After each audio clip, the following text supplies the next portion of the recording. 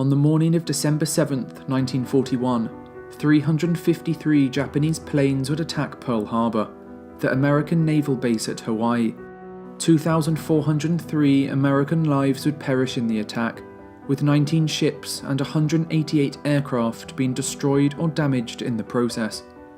Although the attack was a complete surprise for the American public, the assault on Pearl Harbour was far from being a random attack on an unsuspecting enemy. The operation had been meticulously planned for months, with the causes behind it stemming back years.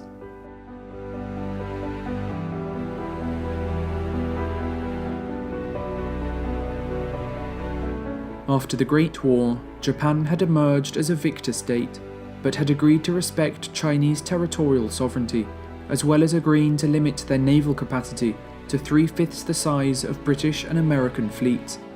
Japanese naval officers, however, resented the restrictions imposed on their fleet at the Washington Naval Conference in 1921. In the West, prejudice against Asian countries was commonplace, with them being seen as places to be colonized by European powers and siphoned of their natural resources. So although Japan, a small island nation, was sitting amongst the greatest industrial powers of the age, Japanese resentment began to build to what they saw as Western arrogance.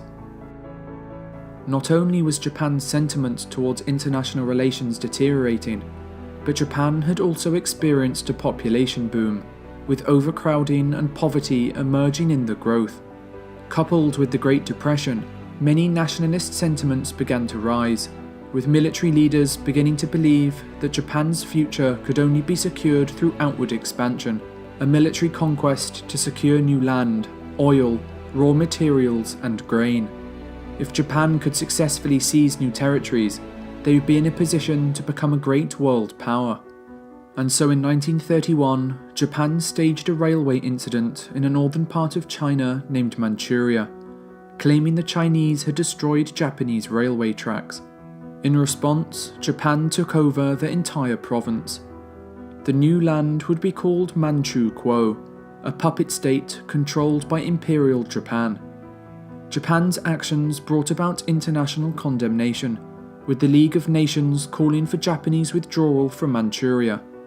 In response, Japan left the League of Nations, which had once again proven ineffective.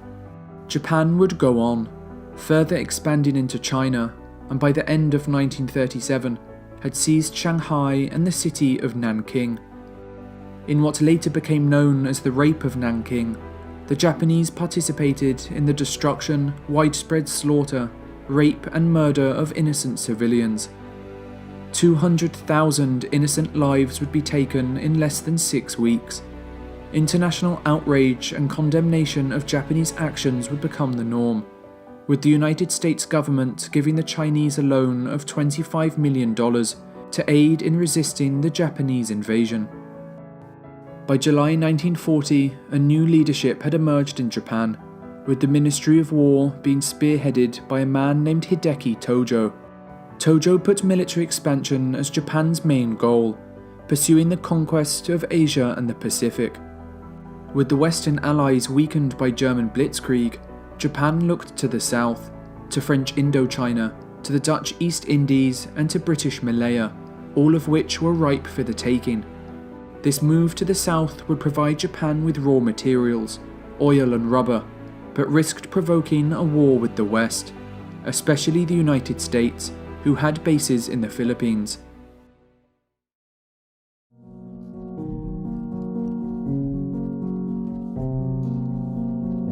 US President Franklin Roosevelt was unsettled by rising fascist powers around the globe and had a desire to step in.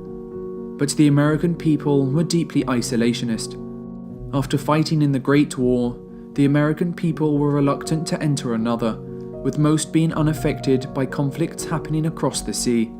Even with British Prime Minister Winston Churchill petitioning America for help, few were willing to get involved. Yet Roosevelt saw things differently. He believed that letting Britain and France fall to a German invasion, which would wipe out Western democracy in Europe, would come to have disastrous consequences for the United States. And so while he refused to intervene with force, Roosevelt did everything he could to help the Allies with aid, sending American ships into British ports, filled with essential supplies vital for the war effort. In the east, however, a different plan was taken. America's Pacific Fleet was relocated to Pearl Harbour, an American naval base in Hawaii. With American power now stationed closer to Japan, Roosevelt hoped that it would deter Japanese aggression, with the island nation having to consider its actions more carefully before attacking Allied colonies. But deterrence proved ineffective, with Japan going on to invade French Indochina. Roosevelt responded with economic sanctions, placing an embargo on important naval and aviation supplies to Japan, such as oil, iron ore, steel, and rubber. Great Britain and the Netherlands soon followed, with Japan finding itself cut off from 90% of its oil supply. As Japan relied on importing oil, with this resource now cut off, their dreams of empire were now out of reach. Japan was left with three options: back down and forever live in the shadow of Western powers, try and negotiate a deal, or double down and find a new source of oil through conquest. Turning first to negotiation, Japan offered to withdraw from Indochina and parts of the Chinese mainland, but only if the United States would re-establish trade relations as well as support a Japanese acquisition of the Dutch East Indies.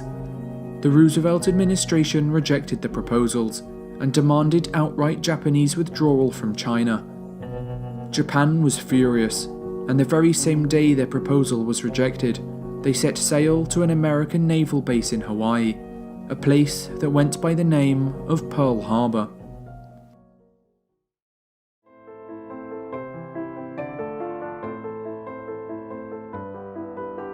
Mussolini came to power in 1922 and wanted to restore Italy's greatness. His plan was to create a new Roman Empire, but he did not yet have the economic or military capability to do so. In 1935, Mussolini had aligned with Britain and France, opposing plans for German rearmament, but that same year, Italy also invaded Abyssinia, modern-day Ethiopia. Abyssinia was a member of the League of Nations and appealed for international help.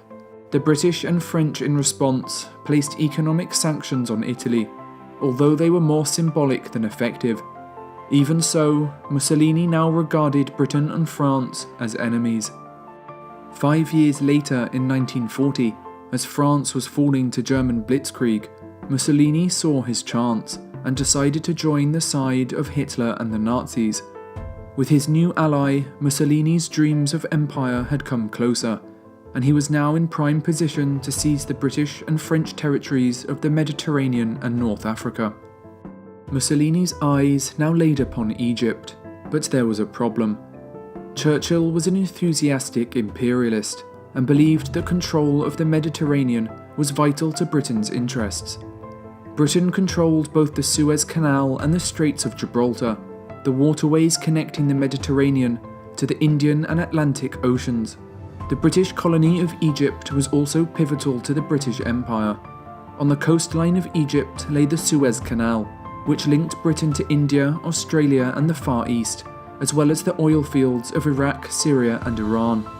The canal also facilitated Britain with supplies from the Empire that were vital to the war effort, including oil and food, of which over half were imported. The loss of the Suez Canal would add several weeks to voyages to the east and expose redirected British ships to German U-boats in the Atlantic. The safety and welfare of Britain and its empire would therefore reside directly with Egypt. The fate of Britain lay in the sand. But Mussolini planned to capture Egypt, from which he could threaten British naval bases in the Mediterranean as well as the Suez Canal. And from Mussolini's perspective, he had good reason to think he would be successful. In June 1939, the British Mediterranean fleet had only 45 combat ships against Italy's 183. The Italians also had more submarines, with 108 against Britain's 12. And with France surrendering in June 1940, the entire weight of controlling the Mediterranean Sea would reside with the Royal Navy. On land, the odds were also in Italy's favour. Italy had some 250,000 troops in Libya, with the British only having 100,000 troops, stretched out to defend Egypt, Sudan and Palestine.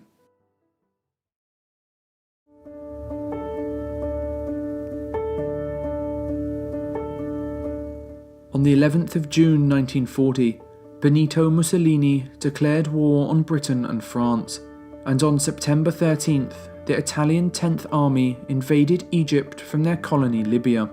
The Italians invaded quickly and soon captured the coastal town of Sidi Barrani.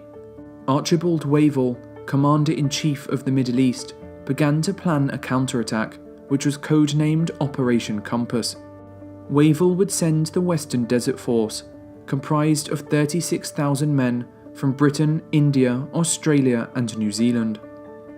But rather than attacking where the Italians suspected, in December 1940, the Western Desert Force swung south, travelling across the open desert to attack the Italian forces from behind. Wavell's plan had worked, with Italian defences being overrun in a matter of days. In the Battle of Sidi Barrani, the British had managed to capture 40,000 Italian soldiers, with the remainder fleeing west. Italy's hopes of empire were looking unlikely. But for the Italians, it only got worse. Losses would continue, with the British chasing the fleeing troops 500 miles across Libya, with the British going on to capture Bardia, Tobruk, Derna and Benghazi. Wavell's offensive would finally end at El Agheila on the 7th of February 1941. The Italians had nowhere else to run. In just 2 months, the British had destroyed 10 Italian divisions and captured more than 130,000 prisoners. Churchill, confident that North Africa was now under British control, would send a large part of the region's forces to fight in Greece.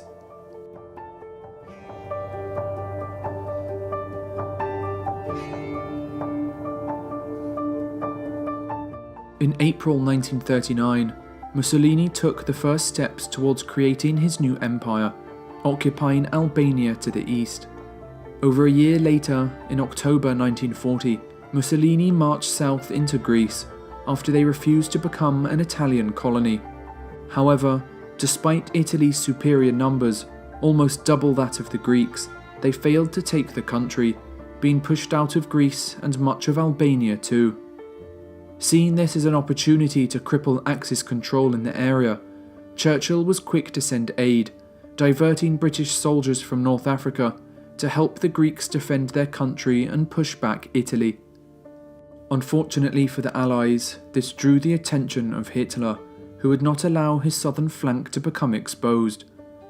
In April 1941, Hitler sent 500,000 German soldiers southward, quickly overcoming the combined British and Greek forces.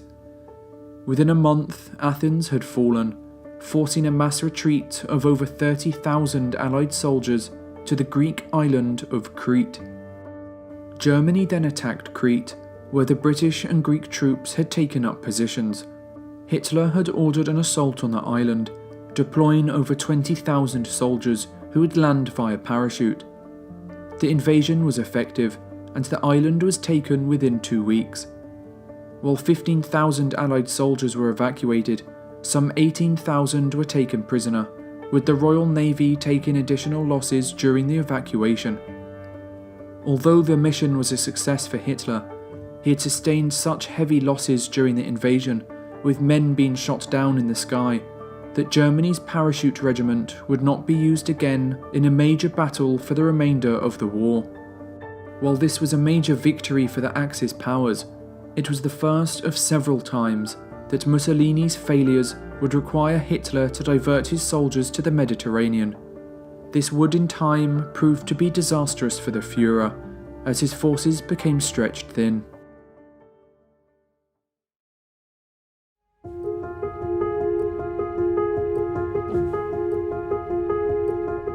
Having chosen the path of conquest, Japan now looked to the Dutch East Indies and other countries in the Pacific Theatre, countries that would provide them with oil and rubber. But for this plan to work, the Japanese believed that American influence in the region would have to be removed.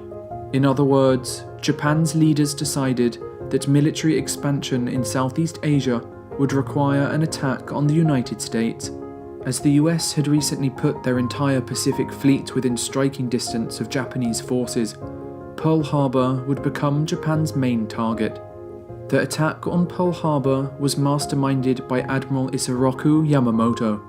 A gifted naval officer, Yamamoto was reluctant to go to war with the United States, but when war became an inevitability, he knew that the only way for Japan to win was to knock out America's Pacific Fleet before the fighting began.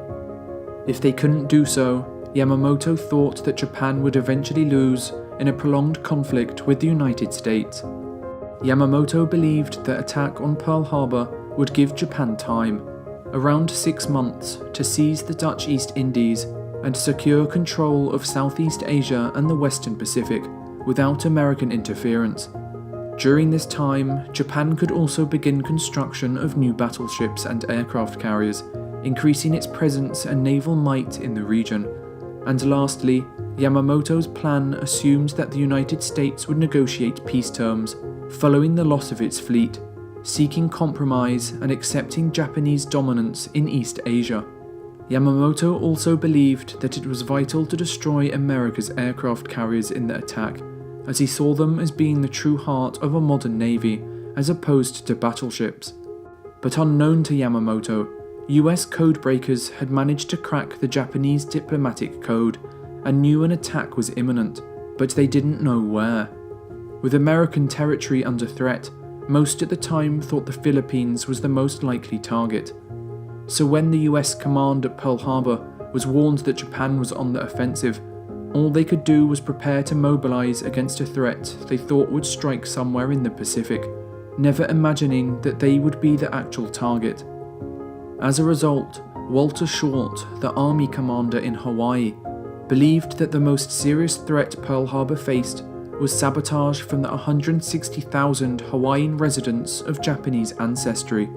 The island's planes were then clustered together on the runways so that they could be closely guarded, and military supplies such as anti-aircraft rounds were locked away to prevent sabotage. To reinforce the security of American outposts, 2 of the 3 aircraft carriers were sent from Pearl Harbour to Wake and Midway Island, with the 3rd aircraft carrier undergoing maintenance back on the west coast of the United States.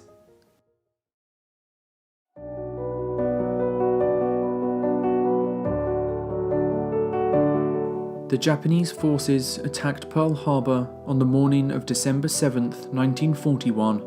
The attackers achieved complete surprise, with almost every American who looked up to the sky and saw the Japanese planes, assuming they were friendly aircraft engaged in training exercises.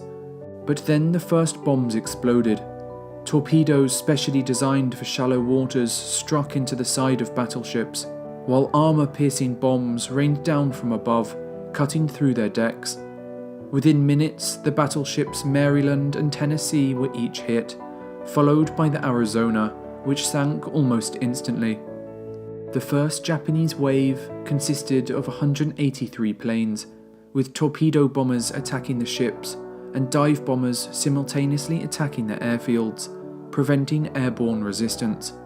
But unfortunately for the Americans, their anti-sabotage operation had left their planes clustered together, making them ideal targets for Japanese bombs.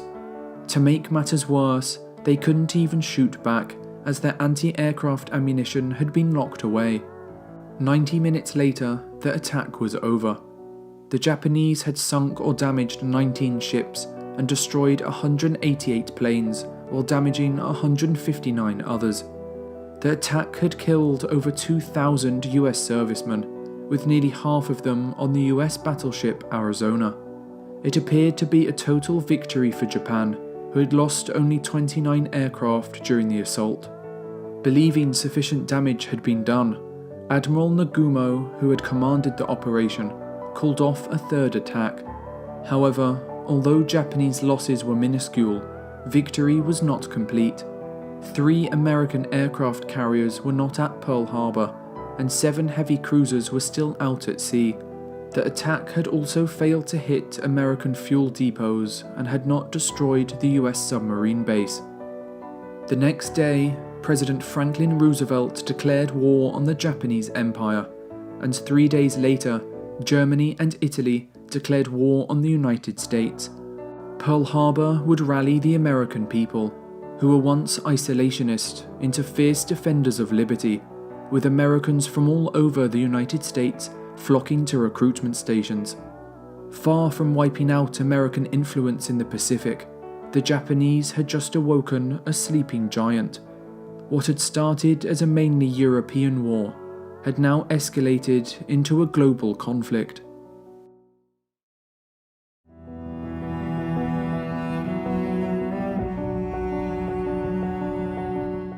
In the wake of victory at Pearl Harbour, and thinking that the American fleet had been neutralised, Japan embarked on a devastating path of conquest across Southeast Asia and the Pacific. Within a month, Japan had attacked Thailand, British Hong Kong, Malaya, Burma and Borneo, as well as the American Philippines, Guam and Wake Island. A month later, Japan invaded the Dutch East Indies, New Guinea and the Solomon Islands, and a month after that, they invaded Singapore, the crown jewel of British imperial rule in the East.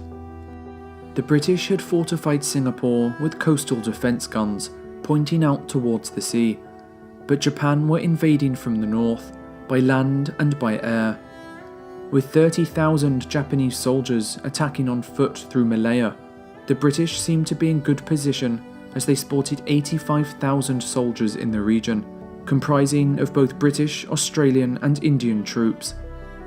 But the British were outmatched in air power by a factor of 2 to 1, with the Japanese also having both newer and more advanced tanks and aircraft.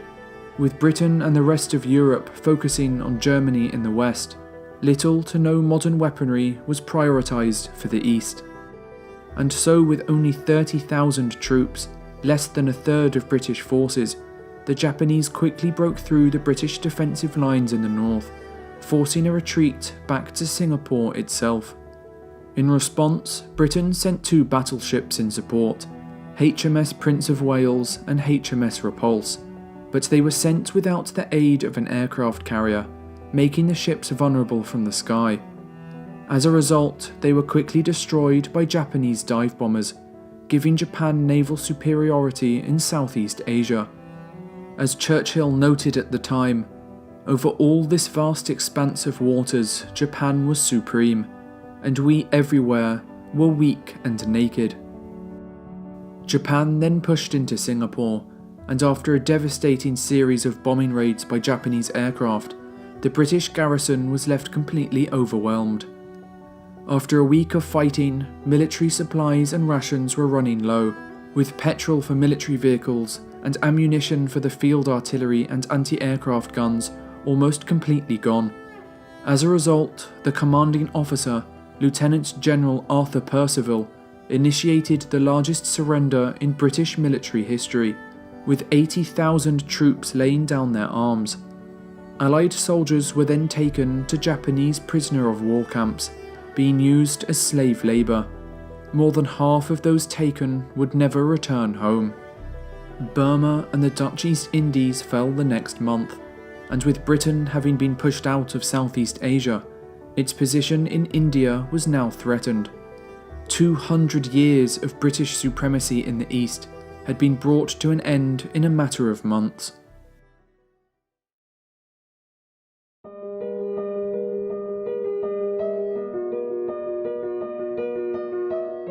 In a mere 6 months, Japan had wiped out most of the Allied presence in the Far East, with their conquest of the Pacific almost complete.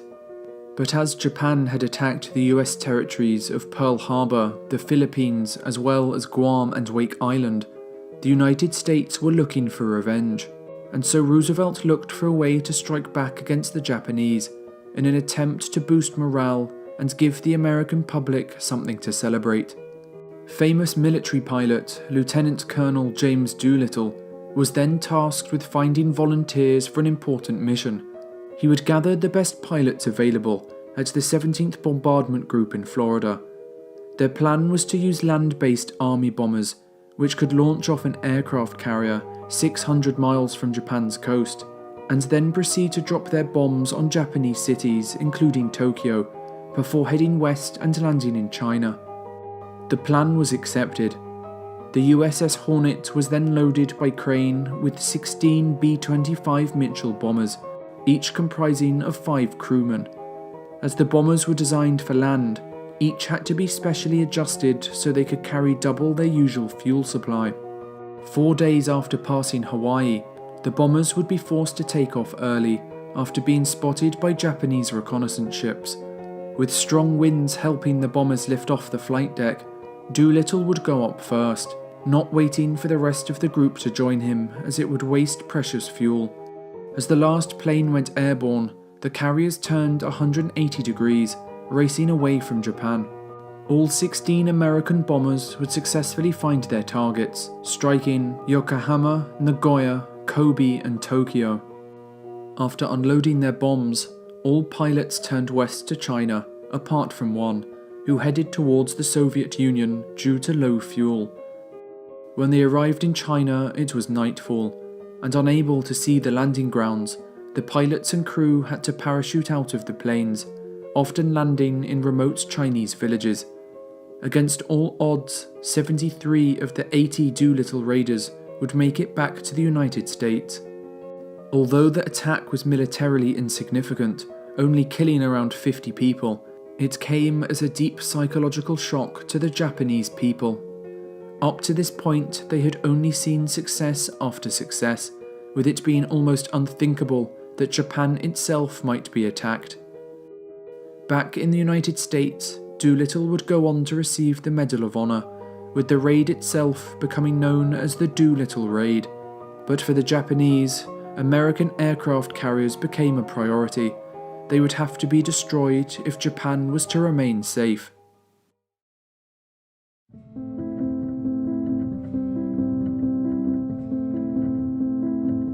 Jimmy Doolittle's raid on Japan in 1942 had highlighted the vulnerability of the island nation and prompted Japan to solidify their position in East Asia and the Pacific. But in order to do this, the Japanese would have to capture the rest of New Guinea. With New Guinea under Japanese control, it would allow them to establish a vertical defensive line along the Pacific, behind which they could establish their maritime empire, a region they referred to as the Greater East Asia Co-Prosperity Sphere. From New Guinea, Japan could launch attacks and drive the US out of Midway and Hawaii, giving them complete supremacy over the region, but it would also allow Japan to isolate Australia, as well as further expand into New Caledonia, Fiji and Samoa. For the Japanese, New Guinea was a strategic necessity. But in order to capture the rest of New Guinea, Japan would have to take over the southern half of the island, in particular the harbour and Port Moresby. As the Japanese prepared to take the port, US intelligence at Station Hypo managed to decipher the Japanese military code, with Admiral Chester Nimitz, commander of the Pacific Fleet, sending the aircraft carriers USS Lexington and Yorktown to intercept the Japanese strike group on their way. And so began the Battle of the Coral Sea. The US aircraft carriers under the command of Rear Admiral Frank Jack Fletcher and the Japanese carriers under the command of Rear Admiral Chuichi Hara both sent out search planes to look for their enemy. The American force soon came into contact with the Japanese carrier Shoho, and after a brief attack of dive bombers and torpedo bombers, the Shoho would sink just 7 minutes after taking the first hit. It was Imperial Japan's first major combatant loss in the war. The Battle of the Coral Sea would be the first all-aircraft naval battle in history, with the Japanese and American fleets never coming into view of one another. After 2 days of heavy fighting, it would appear to be a draw. The United States had lost the large carrier Lexington, and the Japanese the small carrier Shoho. The US had lost 81 planes to Japan's 105, with most American pilots being recovered from the sea. But strategically, it was a tactical victory for the United States, as they had successfully stopped the invasion of Port Moresby. Crucially, it was the first time in the Pacific War that Japan had failed to take over a region they had targeted.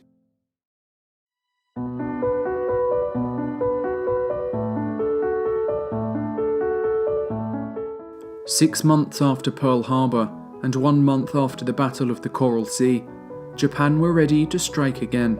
Yamamoto believed it was crucial for the American aircraft carriers to be destroyed, as they posed an enormous risk to mainland Japan, as shown with the Doolittle raids.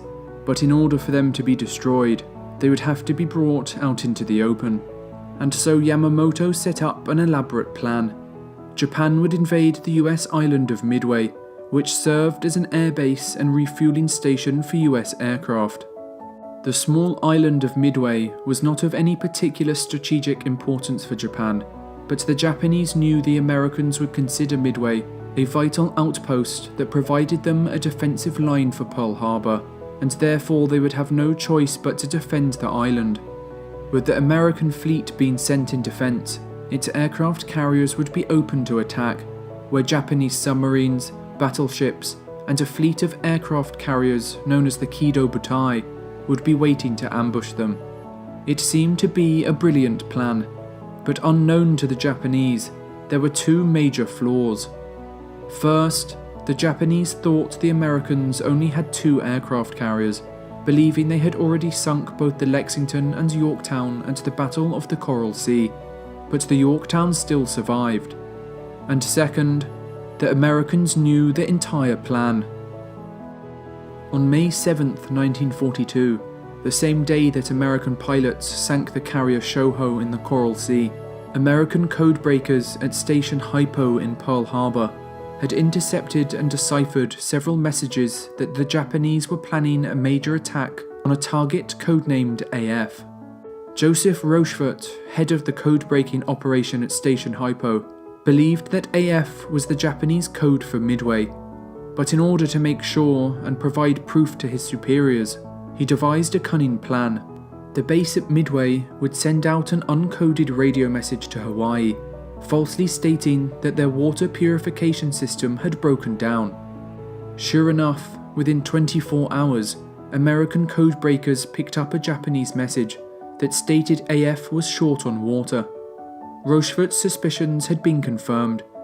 They were able to further determine the date of the attack as either the 4th or 5th of June, as well as the Japanese strategy. All this information was then sent to the Commander-in-Chief of the US Pacific Fleet, Chester Nimitz, who decided to set a trap of his own. Nimitz's plan would utilize the element of surprise. He would send all 3 of his aircraft carriers several hundred miles north of Midway, to a position named Point Luck, correctly calculating that the Japanese would never look there.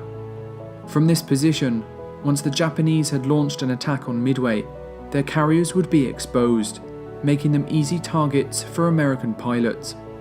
Nimitz's plan was in place. He would then refuel the Hornet and Enterprise and repair the damaged Yorktown. Rear Admiral Raymond A. Spruance would command the Hornet and Enterprise, while Rear Admiral Frank Jack Fletcher would command the Yorktown. Spruance would head out first, and 2 days later, on the 30th of May, the Yorktown would set sail, with workmen remaining on board making last-minute repairs. On the morning of June 4th, 1942, Japanese Admiral Chuichi Nagumo would launch a total of 108 aircraft, all sent to attack the island of Midway. A wave of Japanese bombers appeared over the island, striking at the airfields below. But unexpectedly, the US bombers, one of their main targets, were nowhere to be seen, and the airfields lay practically empty. Instead, the Japanese would face a squadron of outdated American Brewster Buffaloes and Wildcat fighters. While most were shot down by the far superior Japanese Zeros, they had managed to slightly blunt the Japanese attack. The initial attack had not succeeded, and American bombers could still use the airbase to refuel and attack the Japanese invasion force. The commander of the strike force, Lieutenant Joichi Tomanaga, radioed back that a second strike was needed in order to fully destroy the American base, but as the Japanese prepared for a second strike, the bombers from Midway appeared overhead. The American force consisted of an assortment of Army, Marine and Navy planes, but they were all outdated and the Japanese Zeros quickly shot them down. Admiral Nagumo was then told one of his search planes had sighted what appeared to be a carrier. As American carriers were the actual target of the whole operation, Nagumo decided not to attack Midway again, and instead head north in pursuit. 2 more waves of American aircraft would attack the Japanese fleet, but the planes were uncoordinated and shot down. Of the 41 torpedo bombers the Americans sent to attack the Japanese fleet that morning, only 4 of them safely returned, with none able to place a single torpedo on target. The Americans, even with the element of surprise, appeared to have failed. The Japanese were winning the Battle of Midway. It was an almost unprecedented disaster for America. It would be the next 10 minutes that changed the course of the battle, and subsequently, the entire Pacific War.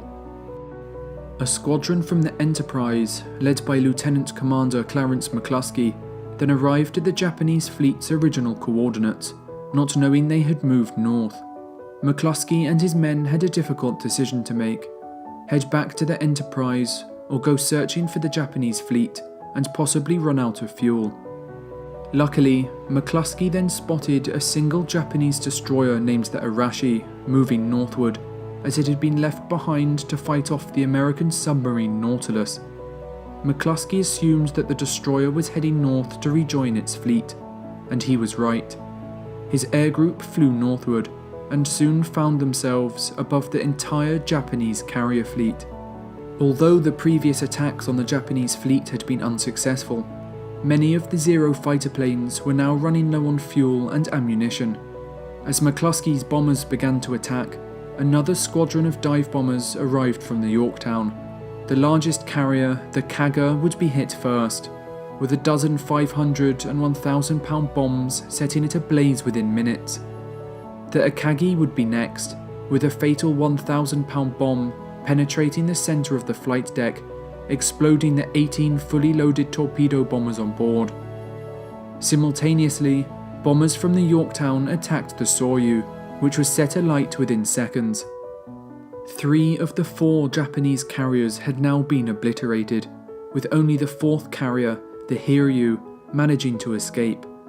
The Hiryu, in desperation for revenge, then launched an attack against the Yorktown, which would eventually be sunk by a Japanese submarine. In retaliation, all available aircraft from the Enterprise and Hornet were sent to sink the Hiryu, and they were successful. The Kido Butai was now gone. In just a single day, Japan's naval power had been completely obliterated. Yamamoto's plan had backfired, and the United States were now free to roam the Pacific. But the Battle of Midway redefined the importance of air superiority for the remainder of the war, and with 4 Japanese carriers out of the equation, the Japanese would never again launch a major offensive in the Pacific. Pearl Harbour and Midway were now secured for the United States, but just 1 month later, both sides would be engulfed in the Battle of Guadalcanal.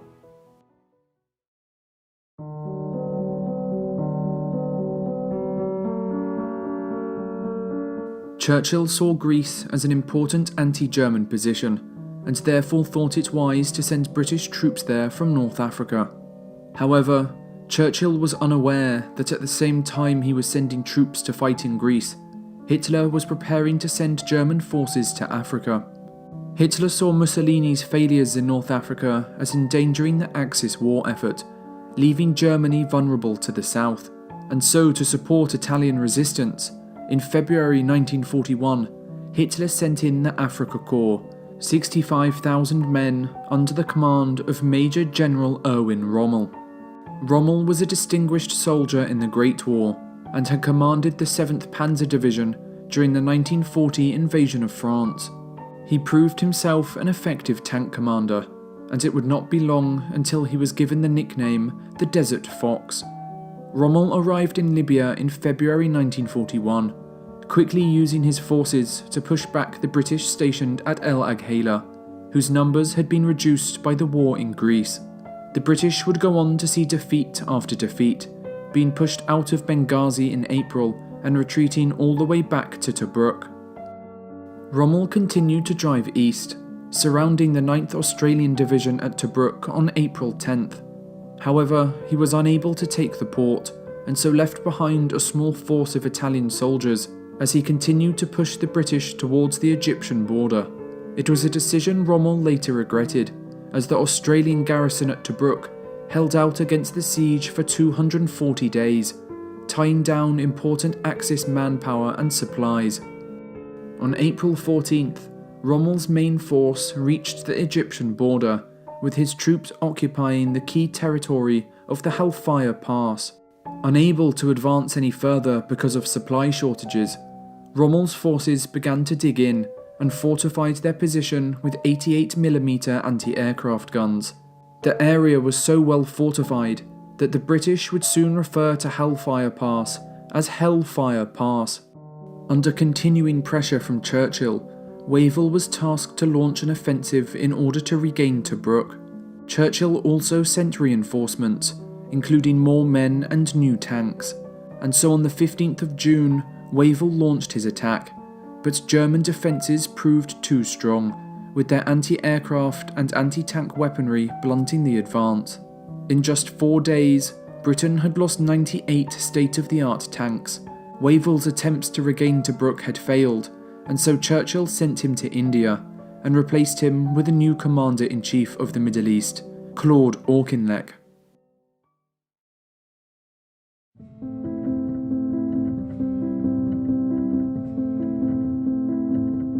Once he arrived in North Africa, Auchinleck took some time to reorganise and train his forces, the British 8th Army. The 8th Army were in a good position, having double the aircraft and triple the tanks to their German and Italian counterparts. And so in November 1941, Auchinleck launched Operation Crusader, a major offensive to help the besieged garrison at Tobruk. The operation was a success. After several days of battle, the Germans had run out of fuel supplies, and Tobruk was regained on the 7th of December. With Rommel withdrawing his forces and the British close on his tail, he would be forced to fall all the way back to where he started, at El Agheila. But victory would not last long for the British. A few months later, on the 21st of January 1942, Rommel would launch another offensive, with new tanks and more supplies. The British were unprepared, with the Germans taking Benghazi and forcing them to withdraw to a defensive position named the Gustav Line. It was now May, and not wanting to fight the British in a heavily fortified position head-on, under the cover of night, Rommel's forces would drive south, coming up behind the British forces in the morning. For the next few days, both sides would take heavy losses, but Rommel was able to capture a few British units. Auchinleck, threatened with his forces being completely cut off, began a retreat eastwards towards Egypt. Rommel now had a clear path to Tobruk, and on the 20th of June he attacked. What had previously taken nearly a year to capture was now taken in a single day. Tobruk and its 32,000 troops had surrendered, and Rommel took over its significant amount of supplies, including 2.5 million gallons of fuel, as well as 2,000 vehicles. It was the greatest British surrender since the fall of Singapore, and Churchill was furious. But the situation only got worse. Rommel continued to push forward, attacking the heavily fortified town of Mersa Matruh. The Indian infantry brigade stationed there was nearly wiped out, with 6,000 men being killed and 40 tanks destroyed. Auchinleck had to fall back yet again, this time to the coastal town of El Alamein, 120 miles to the east.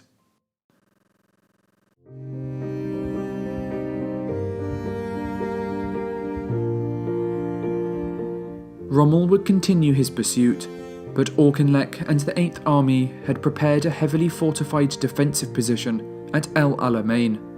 The town was protected on its southern flank by the Qattara Depression, a stretch of sunken ground that was impossible to manoeuvre through, and so if Rommel was to attack, it would have to be head-on.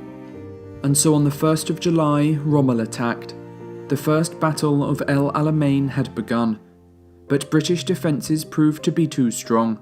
The fighting would last almost a month, with both sides suffering similar losses. With Rommel unable to break through, Auchinleck ordered a counterattack, but it was unsuccessful. Now low on fuel, Rommel withdrew his men and began to prepare for a second attack. A few weeks later, and frustrated with British losses, Churchill visited Cairo in an attempt to boost morale and rally the troops. Although Auchinleck had successfully halted the German advance at El Alamein, Churchill believed him to be too passive and replaced him with Lieutenant General Harold Alexander, with Lieutenant General Bernard Montgomery being placed in command of the 8th Army. Churchill gave them just one order: destroy Rommel's forces once and for all.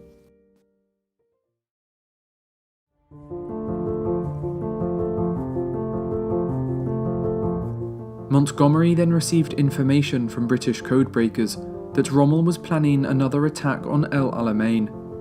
Suspecting this time Rommel would try and flank his position, Montgomery began to fortify the ridge of Alem Halfa to the southeast. This information proved true, and on the 30th of August, Rommel launched his offensive.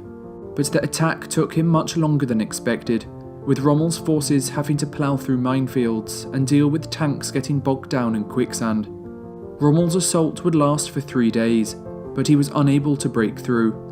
The British were supported by the Royal Air Force, who made easy work of the German panzers. With his tanks being destroyed by British fighter pilots, as well as a lack of fuel and undesirable strategic positioning, Rommel's Afrika Korps withdrew. With Rommel being forced back, he set up a defensive line just west of El Alamein, between the Qattara Depression and the African coastline. Montgomery was ordered to give chase, but he refused. He wanted to keep his forces intact for the main battle which was about to come.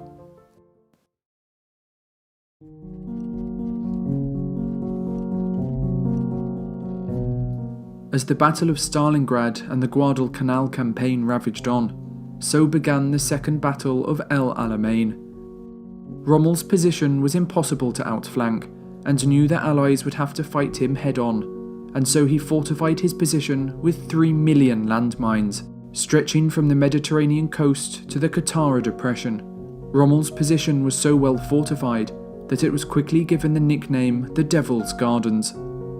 Panzers were also kept in reserve to quickly deal with any British soldiers who managed to break through, but defence was prioritised for good reason. After the fall of Tobruk, Franklin Roosevelt had immediately offered help, sending the British 300 state-of-the-art Sherman tanks, as well as 100 self-propelled guns.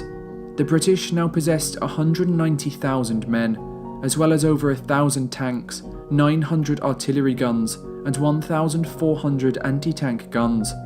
The Germans were outnumbered in almost every category 2 to 1. To make matters worse for Rommel, British intelligence via Ultra were able to gather knowledge of virtually every Mediterranean convoy that set sail to North Africa, severely reducing Axis shipments by up to 70%.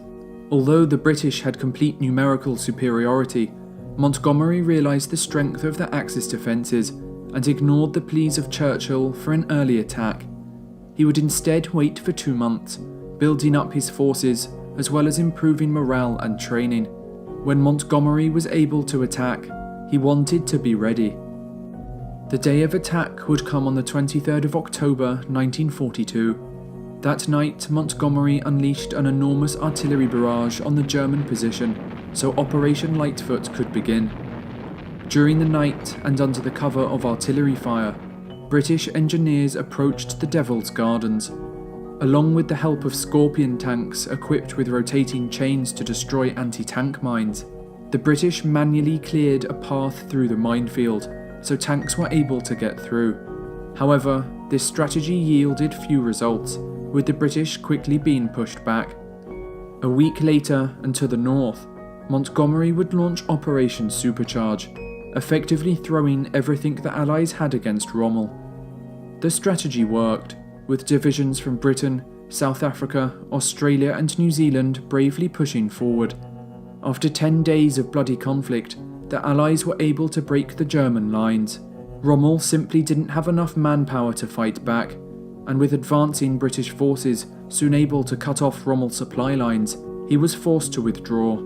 Montgomery, ever cautious, was slow to pursue, allowing Rommel to escape with most of his forces. And so on the 3rd of November, the 1,400-mile pursuit to Tunisia began. For the next 3 months, Montgomery would chase Rommel across the northern coast of Africa, with Rommel reaching Tripoli on January 23rd and the Tunisian border by the end of the month. By the time Rommel got to Tunisia, however, another enemy would be waiting for him: the Americans.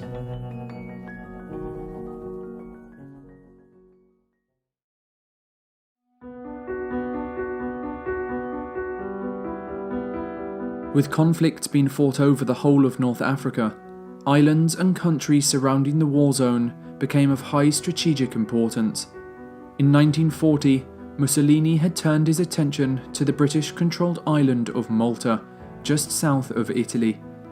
The island was an important refueling station for submarines and aircraft, and allowed Britain to raid Italian and German convoys travelling to North Africa, with Churchill calling the island an unsinkable aircraft carrier.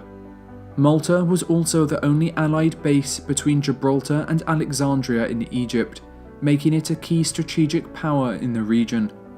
Upon declaring war in 1940, Mussolini had called for an offensive throughout the Mediterranean, with the first bombs being dropped on Malta within hours.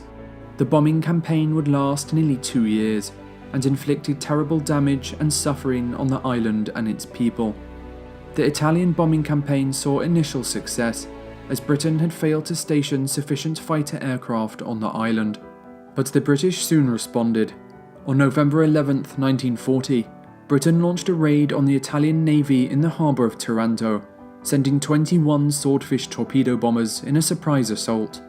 The campaign was a huge success, with the Italian fleet withdrawing to Naples. The British had managed to disable half of the Italian battleships, leaving only 3 in working condition. The Italian Navy had lost 3 battleships, along with 2 destroyers and 1 cruiser. Proof that an air attack on naval vessels could inflict significant damage, and something the Japanese paid close attention to. 4 months later, a similar raid was launched, with another Italian battleship being taken out of action. With only 2 active battleships left, Mussolini was quickly losing control of the Mediterranean Sea. This again drew the attention of Hitler, who diverted more forces south to aid his Italian ally. The Luftwaffe arrived over Malta in early 1941, beginning a bombing raid that would last for months. While the British forces mounted some resistance, they were soon worn down by the constant bombardment. By the summer of 1942, Malta's situation was looking bleak, with the island having exhausted nearly all of its supplies. Britain attempted to send aid from Gibraltar and Egypt, but the convoys were intercepted, with only 2 of the 17 ships surviving the trip. With the people of Malta in dire conditions, and realising the island might soon be lost, which would give control of the Mediterranean over to Germany, Britain launched Operation Pedestal on August 3, 1942. 14 merchant ships would be sent through the Mediterranean via the Straits of Gibraltar, accompanied by a massive naval escort, the largest and most powerful escort ever given to an Allied convoy. The 14 merchant ships would be escorted by 2 battleships, 4 aircraft carriers, 7 light cruisers, 4 corvettes, 4 minesweepers, 11 submarines, and 32 destroyers. The task was daunting, with them having to find their way through heavily patrolled German and Italian waters.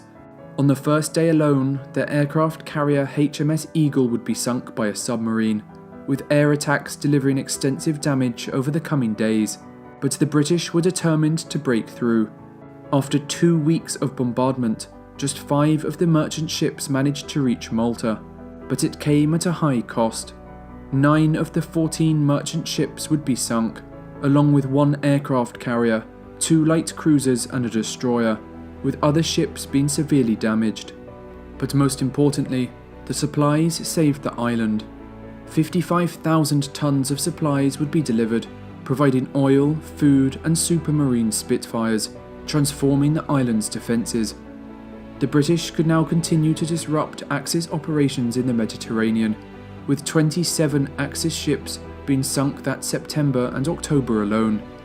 The island of Malta would be awarded the George Cross by Britain, the highest award for civilian courage, for the Maltese people's remarkable resilience and heroism. After the Battle of Tunisia, the attacks on Malta were rapidly reduced, with the siege ending that November in 1942. The island of Malta would play a key role in the upcoming months, providing the Allies with a base to invade Sicily after the success of Operation Torch.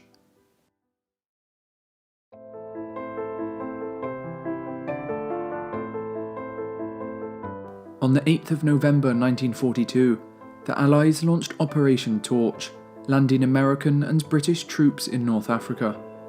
They would land in the French colonies of Morocco and Algeria, just south of Spain, with their ultimate destination being Tunis, a coastal city and the capital of Tunisia.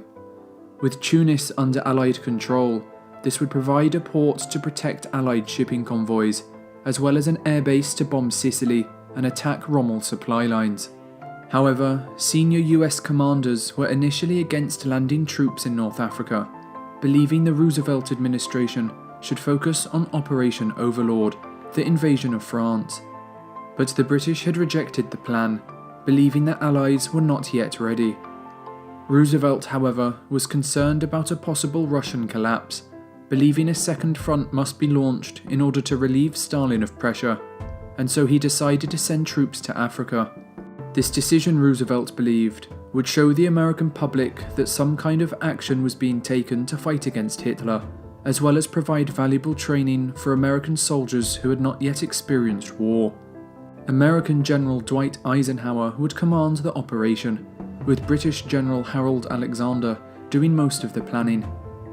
As they landed in the French territories of Algeria and Morocco, they met little resistance, with the French troops stationed there soon surrendering and joining the Allies in the fight against Germany. With the French now on the Allies' side, Hitler was furious, sending in German troops to southern France that had previously escaped Nazi occupation. Hitler also sent reinforcements to Tunisia, fully taking over the French colony. German troops also tried to seize the French fleet at the port of Toulon on France's southern coast. However, the French soldiers positioned there scuttled 77 ships before the Germans could seize them. Back in Africa, the British kept pushing forward, soon reaching Tunisia, where Rommel had built up a defensive position. But the Americans went in overconfident and attacked Rommel at the Kasserine Pass, the first battle of the war that would take place between the United States and Germany. Completely inexperienced, American troops suffered many casualties and were pushed back nearly 50 miles. 3,300 American soldiers were killed or wounded, with another 3,000 being taken into prisoner of war camps. Churchill's worries about a cross-channel invasion not being feasible with the current training of American troops had proven correct. They needed more time to train. However, after being pushed back, the Americans were joined by the 8th Army, with Rommel now facing growing British and American strength. With the Allies having regrouped, they pushed into Tunisia in April 1943. The fighting would last for almost a month, and with Hitler failing to reinforce Rommel with supplies, the Germans were running low on ammunition, fuel and food. Being pushed all the way back to Tunis, the Germans tried to fight back against the Allies, but it wasn't enough. On the 7th of May, the Allies entered the city, and 5 days later, the German and Italian troops surrendered. The battle for North Africa was over. After months of fighting, the Allies had won. 40,000 Axis soldiers would die in Tunisia alone, with a further 240,000, a quarter of a million men, being taken as prisoners. The loss of these men would prove detrimental to Axis defences, with the invasions of Sicily, Italy and France all on the horizon. Mussolini looked to North Africa in fear. He was now living on borrowed time.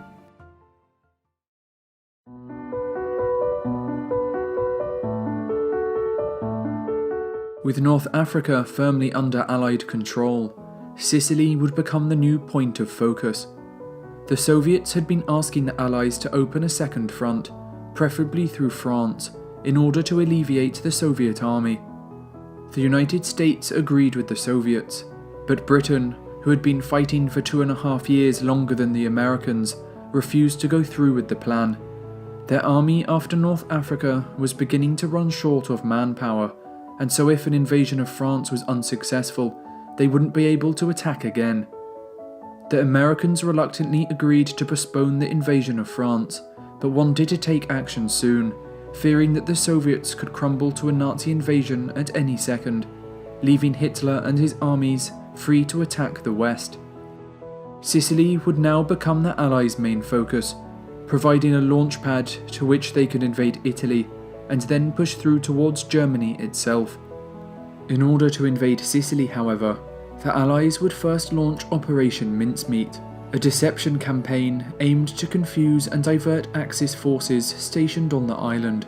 British intelligence would dress the corpse of a homeless man in a Royal Marine uniform and let his body drift towards the coast of Spain, carrying fake secret documents. The documents stated that the Allies were planning on invading Greece and that a fake diversionary attack aimed at Sicily would occur at the same time. German intelligence believed the documents to be genuine and began to divert soldiers to the Greek mainland. With the Germans and Italians focusing on Greece, the Allies would launch Operation Husky, the invasion of Sicily, on July 10, 1943. The operation would be commanded by General Dwight Eisenhower and General Harold Alexander.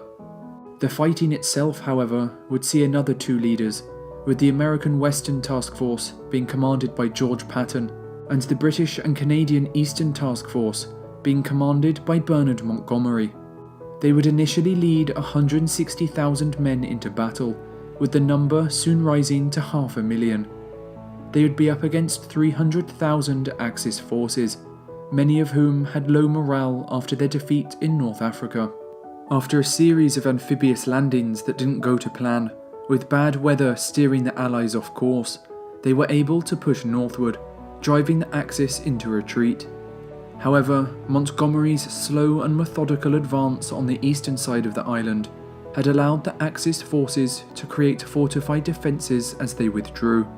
The hardest to break would be the Etna Line, a defensive stronghold next to the volcano Mount Etna, with the Allies having to push through steep hills, mountainous terrain, and impassable minefields. On the other side of the island, however, the United States were able to quickly advance northward, eventually capturing Palermo, the island's capital, taking 53,000 Italian troops captive in the process. With the city taken, American forces could now help the British and Canadians push through the Etna Line.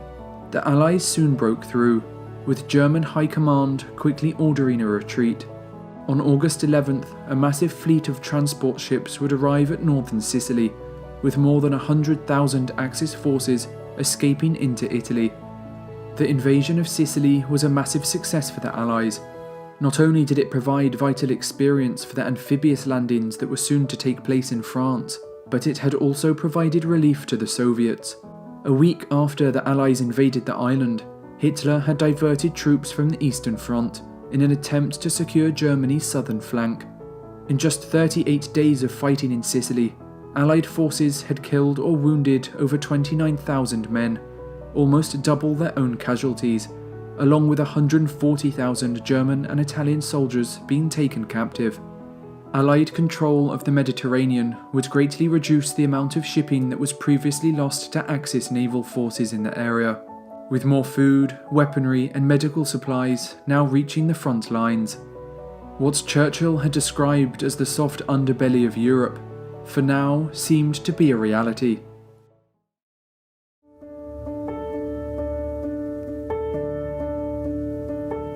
With Sicily firmly under British and American control, Churchill suggested the Allies invade Italy, or what Churchill called the soft underbelly of Europe. This plan, Churchill argued, would tie down Axis forces, drawing troops away from the Russian front, therefore responding to Soviet demands for Allied action. but it would also reposition German forces away from France, where the Allies were planning to invade in 1944. Control of Italy would also secure the Mediterranean Sea, as well as provide the Allies with new air bases from which they could intensify bombing on Germany. With Churchill outright refusing to land at Normandy until they had sufficient resources to do so, and Stalin urging for immediate action to be taken, Roosevelt reluctantly agreed that an invasion of Italy was the only reasonable alternative.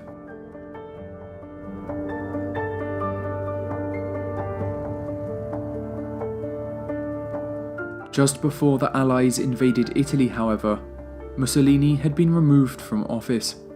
On July 24, 1943, 2 weeks after the invasion of Sicily, the Grand Council of Fascism had voted 19-7 to depose Mussolini, with Italy's king then removing him from office. He was replaced by a man called Pietro Badoglio, who assured Germany of his loyalty while he secretly negotiated with the Allies. But he proved to be completely incompetent, with Germany soon seizing key military positions throughout Italy, and Mussolini being placed back in power as head of the German-occupied Italian Socialist Republic in the north. But for the Allies, Italy was now controlled by Nazi Germany, and the commander of the Axis forces in the region, General Albert Kesselring, would prove to be a formidable opponent.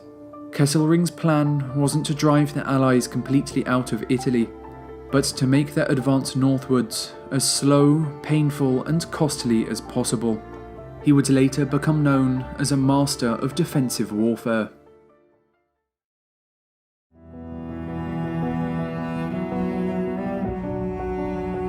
On September 3rd, 1943, the British 8th Army, under the command of General Bernard Montgomery, crossed the Strait of Messina from Sicily and invaded the Italian mainland, landing at the coasts of Reggio and Taranto in the extreme south of the country.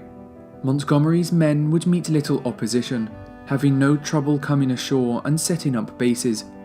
However, the British advance northward would soon be slowed down, with the 8th Army having to navigate through demolished bridges, roadblocks, mines and booby traps. The Germans were determined to make even the moving of supplies as difficult as possible.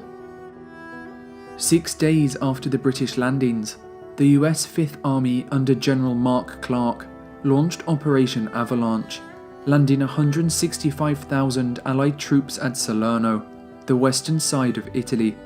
But unlike the British, the Americans encountered heavy German resistance. Believing they had the element of surprise, Clark's forces had not bombarded the shores with artillery, leaving German defences intact. So when the Allies went ashore, German panzers lay waiting for them. The battle turned into a bloodbath, with Clark's forces nearly having to retreat completely, but the Allies were soon able to bring in naval gunfire, driving the Germans back. After a week of fighting, both sides had suffered heavy losses, with the Allies having lost 2,000 men, with a further 7,000 being wounded. Having failed to break through the Allied lines, Kesselring was ordered to retreat, where he would begin to set up additional defensive lines further north.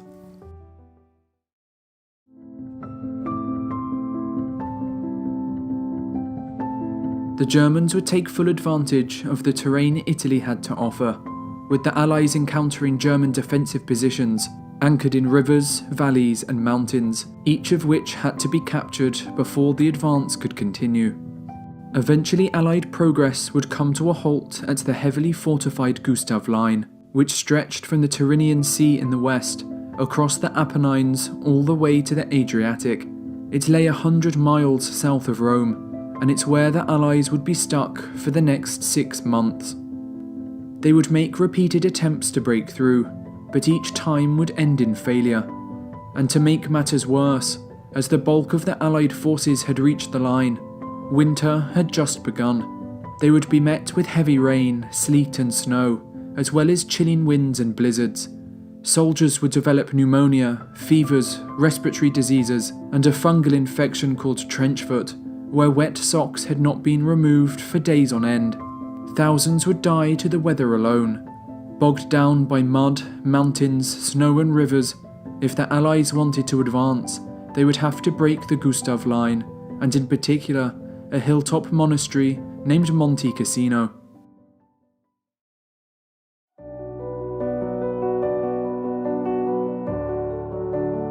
Monte Casino was a 1,400-year-old hilltop monastery founded by St. Benedict that lay at the western end of the Gustav Line.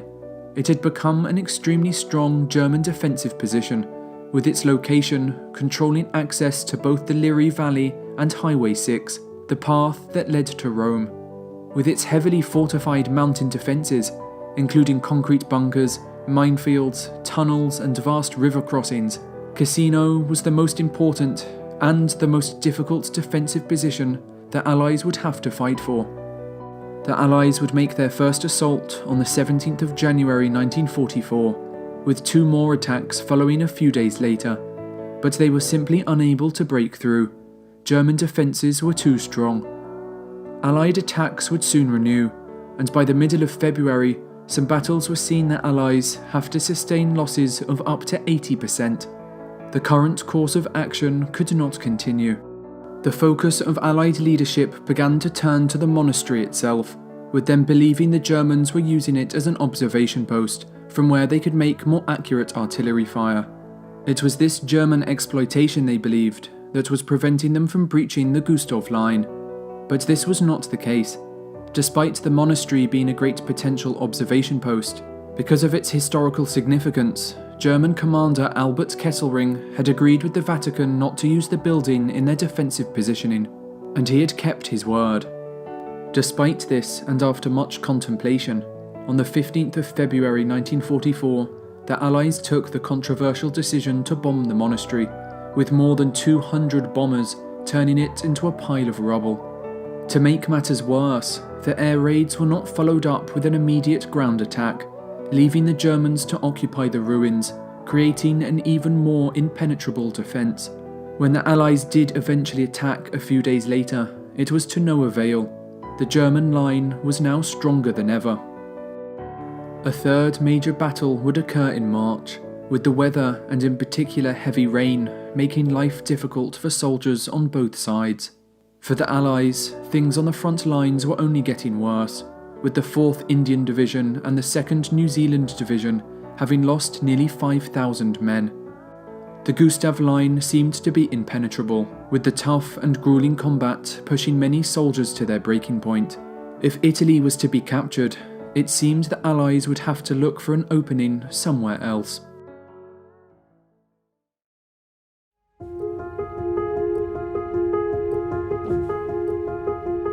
As the attack on the Gustav Line began in January, Allied High Command had been planning for another amphibious landing, codenamed Operation Shingle, which they hoped would break the deadlock. The plan was to land troops behind the Gustav Line, forcing the Germans to withdraw their men from Monte Casino, which would open a path for the Allies to advance to Rome. The location chosen was a small coastal city on the western side of Italy named Anzio, which lay 25 miles south of Rome and 70 miles behind enemy lines. The Allies landed at Anzio on the 22nd of January 1944, virtually unopposed, and by the end of the first day alone, more than 36,000 troops had come ashore. The man in command of the operation, Major General John Lucas, was then told a reconnaissance unit had found an open path to Rome, but Lucas was hesitant, claiming his men were not yet ready to advance. Instead, he decided to dig in, to create a base on the beachhead and wait for a German attack. Kesselring was quick to respond, sending his reserve armies from Rome and northern Italy, as well as men from the Gustav Line. Just 3 days after the Allies had landed, 40,000 German troops surrounded the beachhead. Lucas's lack of initiative would anger Churchill, who complained to his chiefs of staff, "I had hoped we were hurling a wildcat onto the shore, but all we got was a stranded whale." Another week would pass, with the Germans now sporting 71,000 men against the Allies' 60,000. And just like the fighting over at Monte Casino, the Allies would have to deal with awful terrain. The beachhead comprised of low-lying marshlands with no available cover, and the trenches soon filled up with water, with the soil unable to absorb the rain. This would leave the Allies exposed to German artillery, which included an enormous 280mm railway gun called Anzio Annie that bombarded away at the Allied beachhead. The Luftwaffe also attacked them from the skies, with ships close to the shore, including the Royal Navy, having to reposition to another location to avoid being sunk, removing naval fire support from the area. Under constant bombardment, the Allies would make multiple attempts to break out, but each time they would fail.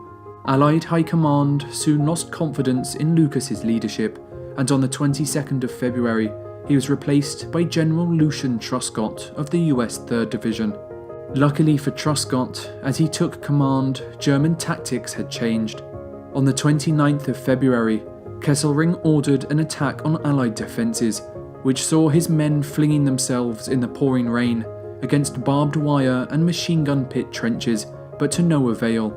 Allied artillery would help crush the attacks, with the German army taking heavy losses. After 2 months of intense fighting, the Battle of Anzio had come to yet another deadlock.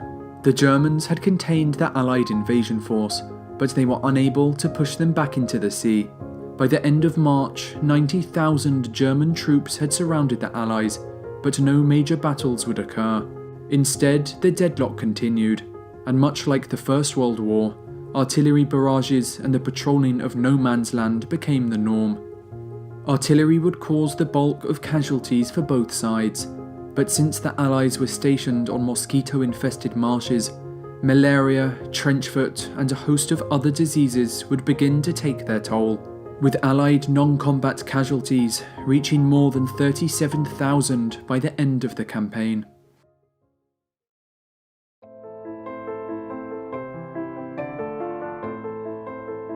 Further south, the Allies had been making progress at the Gustav Line. With the arrival of spring weather, the muddy roads had hardened, allowing for the deployment of larger artillery as well as more men.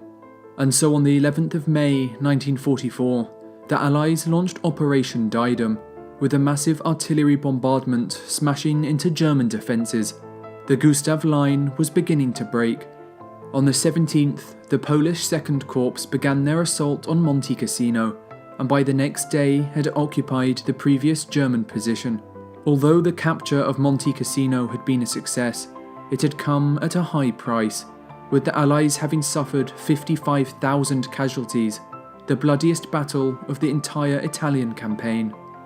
With Monte Casino now firmly in Allied hands, as well as troops now entering the Liri Valley, German High Command could see their supply lines had been breached, and so ordered a tactical retreat further north to the Hitler Line.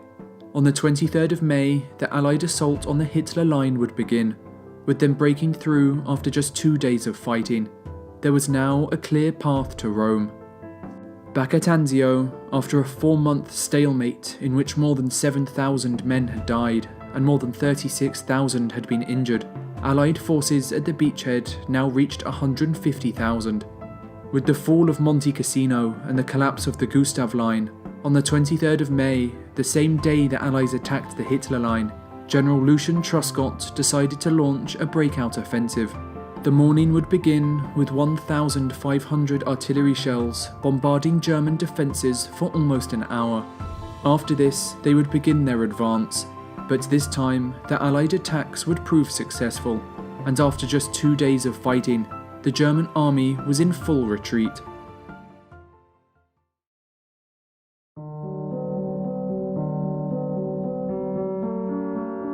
Now able to push through from Anzio, the Allies' plan was to drive east and capture the Germans retreating from the Gustav and Hitler Line.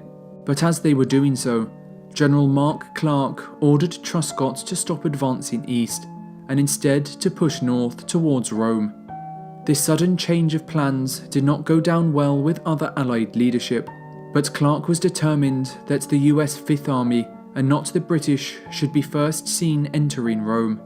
In other words, Clark would let the Germans escape, as long as it meant the United States reached Rome before the British. Although getting to Rome first would be a great political victory, it would turn out to be a military disaster, and a decision the Allies would later regret, as the same men they had let escape were now preparing for battle further north, a battle that would cost the lives of thousands of men.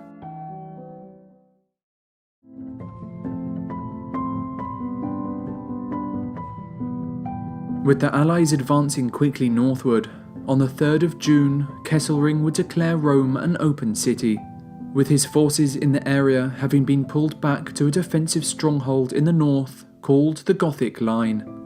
The very next day, on the 4th of June 1944, Clark's American troops walked into Rome, civilians cheering his men on as they walked the streets.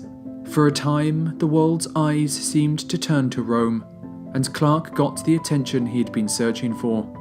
But the fame was short-lived, with the entire Italian campaign quickly becoming a secondary theatre of operations, when just 2 days later, D-Day and the cross-channel invasion began. The capture of Rome was a significant milestone, but it had also come at a great cost, with total Allied casualties up to this point exceeding 105,000 men.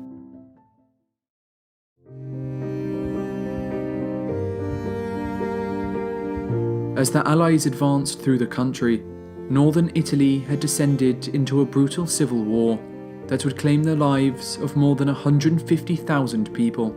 On one side were the Italian and German fascists, led by Mussolini, and on the other, Italian partisans and communists. But with the war coming to an end and the Germans in full retreat, Mussolini would make a desperate attempt to escape to Switzerland. But by this point, his luck had run out. While fleeing with his mistress, he was caught by Italian partisans, where he would be shot dead. His body was then dragged to Milan, where it was strung up outside a gas station alongside other prominent fascists. Crowds would cheer and beat his body, as it appeared fascism had come to an end.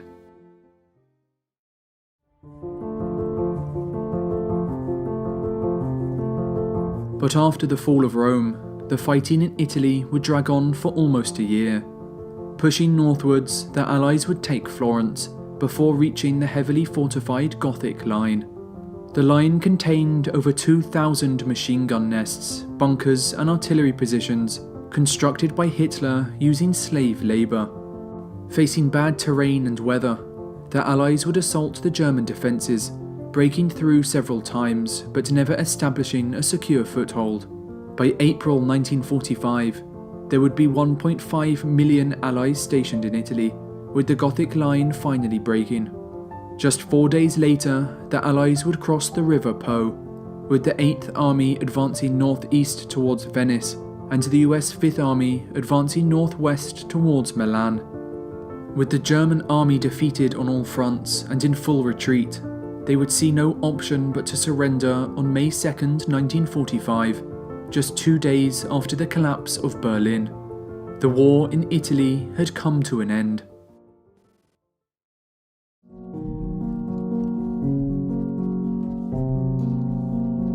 The Allies had destroyed the German army in Italy, but it had come at a great cost. Far from being the soft underbelly Churchill thought it would be, the Allies found themselves attacking what US General Mark Clark called a tough old gut, with the Italian campaign becoming one of the most exhausting and grueling war efforts the Allies would ever embark on.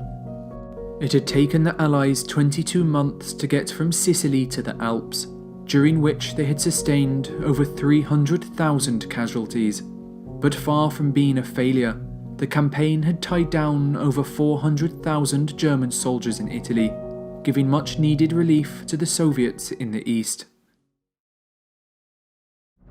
Across the continent, on the coast of England, 156,000 American, Canadian and British troops lay waiting for a cross-channel invasion. Their targets were the beaches of Utah, Omaha, Gold, Juno and Sword. D-Day and the liberation of Europe was but a moment away.